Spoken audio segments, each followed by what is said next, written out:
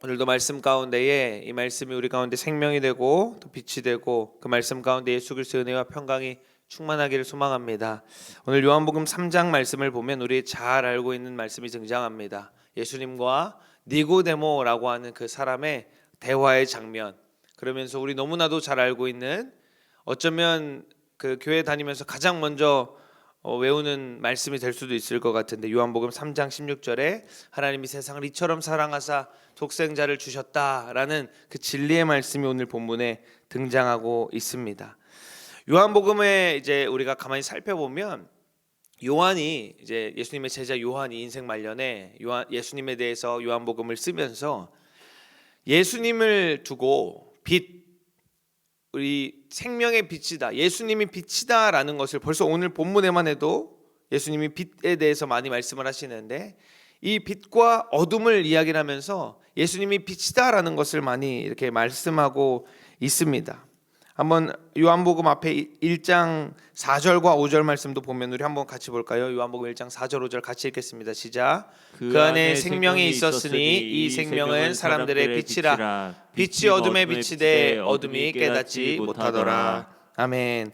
요한이 또 예수님을 이렇게 소개하면서 예수님이 어떠한 분이신지를 말하면서 빛이다, 생명의 빛이다. 그런데 그 생명의 빛이 비추어졌는데 어둠이 깨닫지 못했다라고 하면서 빛에 대해서 많이 이야기를 하는 것을 우리가 보게 됩니다. 요한이 이렇게 예수님을 왜 빛으로 표현했을까라고 하는 것을 저는 이제 조금 생각을 해보면서 저는 또 이과생도거든요. 공대생이에요. 공대생이어서 이 빛에 대한 어떤 그 속성을 또 생각을 해보면서 왜 요한이 빛으로 얘기했을까? 또 그런 생각도 많이 하면서 묵상을 해봤는데, 그 이야기는 또 기회가 되면 우리가 하도록 하고, 또 오늘 3장에 이 니고데모와 예수님이, 바리새인인 니고데모와 예수님이 대화하는 그 과정 가운데에 여러 가지 이야기들이 등장하거든요. 오늘 우리가 읽은 본문의 앞에도 예수님이 그 광야에서 노뱀이 들린 것처럼 들려야 한다, 그런 얘기도 하십니다. 그런데 이렇게 니고데모와 한 대화 내용을 우리가 하나하나 살펴보기 이전에 먼저 니고데모가 어떤 사람인지, 그리고 니고데모가 한 예수님께로 나온 이 일이 어떠한 일인지를 우리가 좀 생각을 해보기를 원합니다. 예수님과 니고데모의 이야기는 이렇습니다. 오늘 3장 1절에 시작하면서 바리새인 중에 니고데모라는 사람이 있었다. 그런데 그는 유대인의 지도자라고 이렇게 설명을 하고 있습니다. 바리새인, 우리가 잘 알고 있듯이 말씀에 대해서 능통하고 또 하나님에 대해서 너무나도 잘 알고 있는 사람들입니다. 그런데 그 사람들은 어떤 사람들이냐면, 예수님 당시의 바리새인들은 머리로만 하나님을 알고 있었던 자들입니다. 하나님을 너무나 잘 알고 있고 말씀에 대해서 잘 알고 있고, 그것을 또 율법을 행하는 것, 말씀을 지키는 것 너무나 잘하는 사람처럼 보이지만 머리로 지식적으로 하나님을 아는 자들이었죠.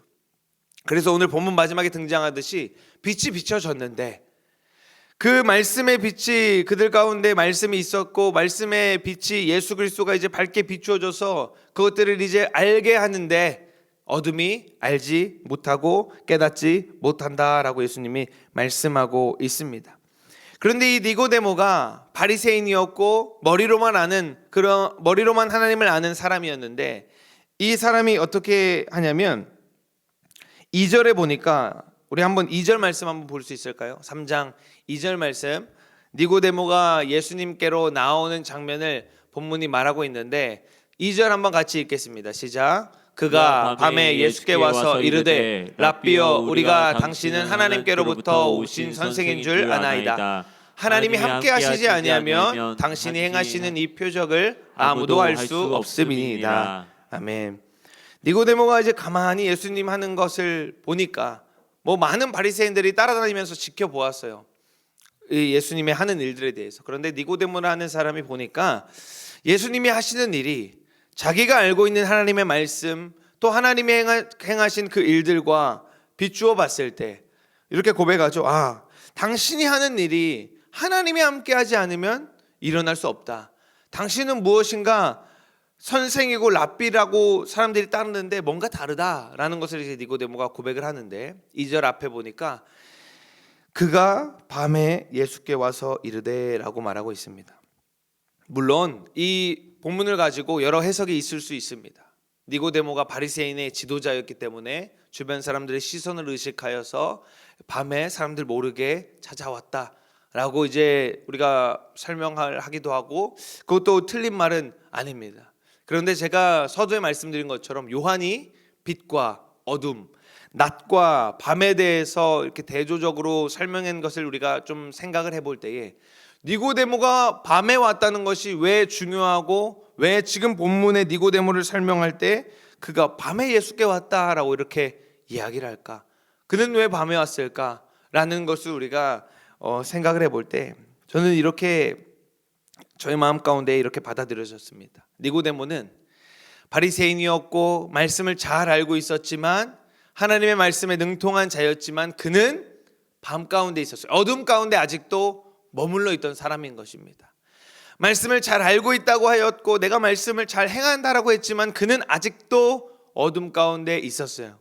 왜 그러냐? 그 뒤에 설명하는 내용을 보면 우리가 잘 알고 있죠. 예수님이 니고데모에게 네가 거듭나야 한다. 네가 말씀을 잘하는 이스라엘의 선생이라고 하면서 그것을 어떻게 알지 못하냐? 예수님이 물과 성령으로 거듭나야 한다라고 했을 때 니고데모가 알아듣지 못하잖아요. 제가 어떻게 거듭나니까? 다시 태어납니까? 어머니 태에 다시 들어가서 나오란 말입니까? 라고 할 때 예수님이 네가 왜 그것을 알지 못하냐? 왜냐하면 니고데모는 아직도 말씀을 안다고 하지만 어둠 가운데 있었거든요. 아직도 밤중에 있었거든요. 그런 니고데모가 밤에서, 어둠에서 이제 생명의 빛으로 나아온 것입니다. 어둠 가운데 가만히 있지 않고 니고데모는 빛을 보고 이 빛이 생명이구나라는 것을 알고 빛 가운데로 나아왔다라는 겁니다. 그럴 때에 예수님의 그 말씀이 진리 되신 말씀인 3장 16절에 하나님이 세상을 이처럼 사랑하사 독생자를 보내셨으니 이는 그를 믿는 자마다 멸망하지 않고 영생을 얻게 하려 하심이라. 뒤이어 하나님이 그 아들을 세상에 보내신 것은 세상을 심판하려 하심이 아니요 그로 말미암아 세상을 구원을 받게 하려 하심이라 라고 하면서 그 진리의 말씀을, 빛의 말씀을 그 어둠에 있는 니고데모에게, 말씀을 안다고 하지만 알지 못하는 눈멀어 있는 니고데모에게, 바리새인에게 예수님이 빛을 비추어 주시는 것입니다. 니고데모는 어둠 가운데 있지 않고 빛으로 나왔습니다. 우리가 사탄이 이렇습니다. 우리가 죄 가운데 있고 우리가 우리 안에 있는 어두움을 해결하지 않으면 사탄은 계속해서 그 조금이라도 남아있는 어두움을 가지고 우리를 계속 어두운 곳으로, 계속 보이지 않는 곳으로 숨어들게 합니다. 오늘 본문 뒤에도 보니까 이렇게 말을 하죠. 악을 행하는 자마다 빛을 미워한다. 빛으로 오지 아니한다 라고 이렇게 예수님이 말씀하고 계십니다. 그 시작은 아담으로부터도 우리가 볼 수가 있습니다. 아담이 죄를 지었을 때 어떻게 하였죠? 아담은 에덴에서, 하나님이 창조하신 그 아담은 에덴에서 하나님과 동행하는 자였습니다. 하나님과 함께 거닐고 빛 대신 그 주님과 항상 함께하는 자였는데, 그 안에 죄가 들어오고 죄로 말미암아 죽음이 들어오고 그 안에 어둠이 틈타기 시작하자 아담은 어둠으로, 주님 보이지 않는 곳으로 숨어 들어갔습니다. 죄가 들어오기 시작하자 이제는 어둠으로 계속해서 숨어 들어가게 되는 것이죠. 우리 안에도 어떤 그 정죄가 다가왔을 때, 우리 안에 해결되지 않는, 내가 해결할 수 없는 그 죄악 가운데 내가 헤매이고 허덕이고 그 정죄 가운데 내가 낙심하고 넘어질 때에 우리 인간은 나약하여서 계속해서 어둠으로 들어갑니다. 계속해서 정죄감에 휩싸이고 계속해서 그 어둠 속으로 깊이 들어가도록 사단이 계속 끌어당깁니다. 그런데 우리가 분명히 해야 할 것은 우리 안에 있는 그 어떠한 어둠도 주님 앞에 나와야 한다라는 것입니다. 주님 앞에 나올 때 그 어둠이 밝게 그 빛 가운데 드러날 때 그 모든 죄악들이 해결될 수 있다라는 것입니다. 우리가 오늘 본문에도 보니까 결국에는 사람들이, 하나님이 오셨고 하나님이 그 독생자를 이 땅에 보내주셨는데 그를 믿지 않는 자는, 결국에 그 빛 가운데에 나오지 않는 자는 이미 심판을 받았다. 그 정죄는 이것이니 곧 빛이 세상에 왔으되 사람들이 자기 행위가 악함으로 빛보다 어둠을 더 사랑한다 라고 주님이 분명하게 말씀하고 계시는 것입니다. 우리가 하나님 앞에 설 때에, 우리가 이제 하나님 앞에 그 심판대 앞에 섰을 때에, 우리가 하나님 앞에 심판받을 때 주님이 우리 가운데에 묻는 것, 주님이 우리를 심판하시는 것은 단 한 가지입니다. 네가 예수 그리스도를 생명으로 알고 빛으로 알고 예수 그리스도를 믿었느냐 믿지 않았느냐, 네가 빛 가운데에 나왔느냐 나오지 않았느냐, 네 안에 그 생명의 빛이 있느냐 없느냐, 그 한 가지를 가지고, 예수 그리스도를 믿었느냐 믿지 않았느냐를 가지고 우리는 주님 앞에 심판을 받는 것입니다.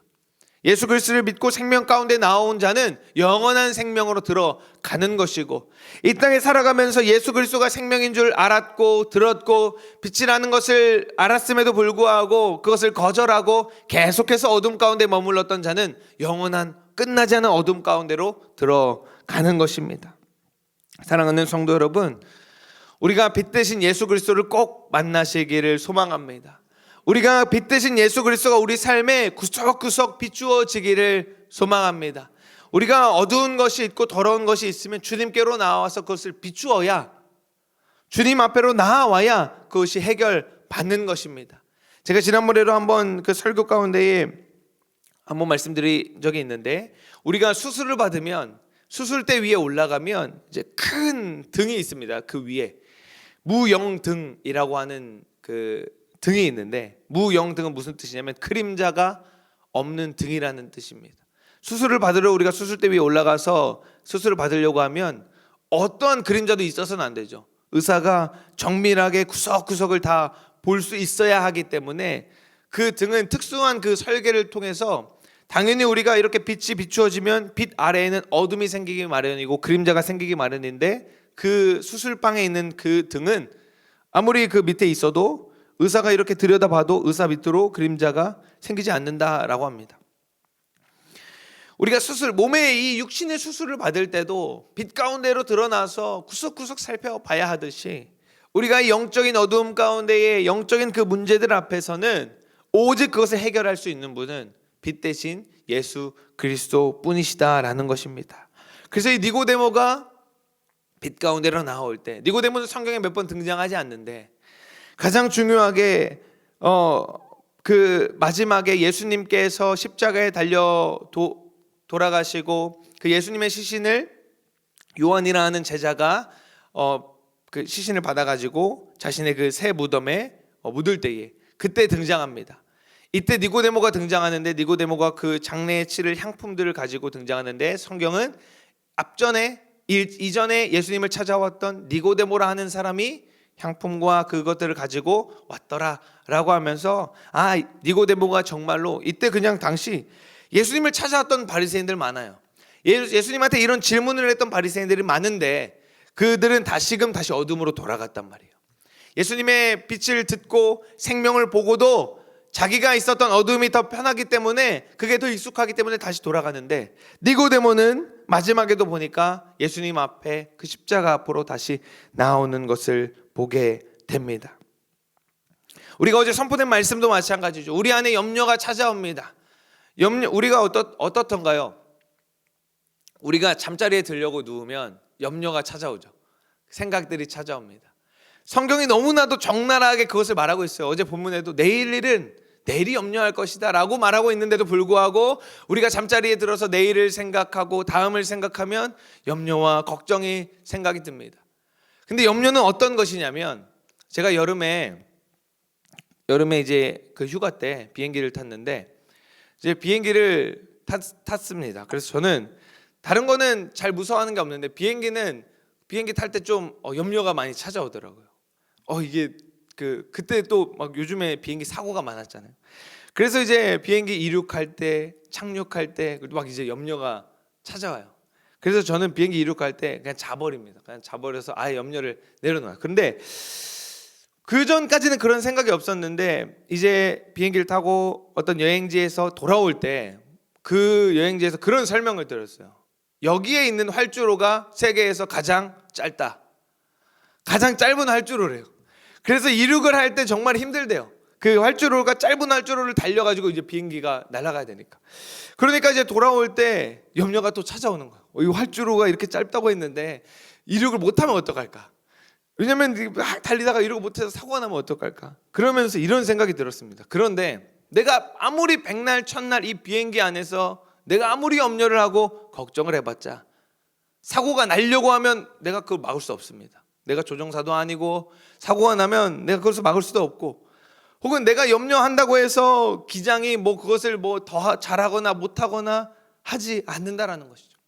염려는 마찬가지로 우리가 아무리 염려를 하고 우리가 아무리 그것을 붙들고 있어도 아무런 해결이 되지 않고 아무런 그것이 해결 방법이 되지 않는다라는 것입니다. 염려가 있고 우리 가운데 걱정이 있고 어려움이 있으면 그것을 해결책으로 가지고 와야 합니다. 내가 아무리 그것을 해결하려고 노력해봤자, 내가 아무리 그것을 붙들고 있어봤자 아무런 해답이 나오지 않는데, 그것을 생명의 빛 가운데로 주님 앞으로 가지고 나오기만 한다면, 생명의 빛이 비추어지기만 한다면 그것은 해결되는 것입니다.